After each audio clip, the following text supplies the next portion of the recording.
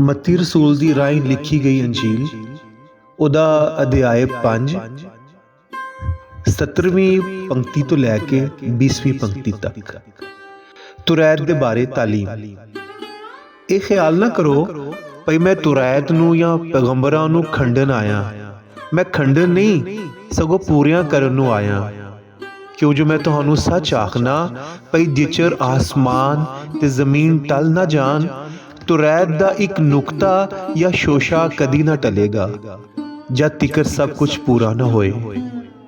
ਸੋ ਜੋ ਕੋਈ ਇਹਨਾਂ ਛੋਟੀਆਂ ਤੋਂ ਛੋਟੇ ਹੁਕਮਾਂ ਵਿੱਚੋਂ ਇੱਕ ਹੁਕਮ ਨੂੰ ਵੀ ਤੋੜੇ ਤੇ ਉਸੇ ਤਰ੍ਹਾਂ ਲੋਕਾਂ ਨੂੰ ਸਿਖਾਵੇ, ਆਸਮਾਨ ਦੀ ਬਾਦਸ਼ਾਹੀ ਵਿੱਚ ਉਹ ਸਭਨਾਂ ਤੋਂ ਨਿੱਕਾ ਖਵਾਏਗਾ।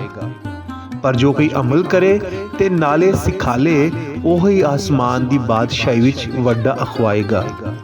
ਮੈਂ ਤੁਹਾਨੂੰ ਦੱਸਣਾ ਭਈ ਜੇ ਤੁਹਾਡੀ ਰਾਸਤਬਾਜ਼ੀ ਫਕੀਹਾਂ ਤੇ ਫਰੀਸੀਆਂ ਦੀ ਰਾਸਤਬਾਜ਼ੀ ਨਾਲੋਂ ਵੱਧ ਨਾ ਜਾਏਗੀ, ਤੁਸੀਂ ਆਸਮਾਨ ਦੀ ਬਾਦਸ਼ਾਹੀ ਵਿੱਚ ਕਦੀ ਵੀ ਨਾ ਜਾਓਗੇ।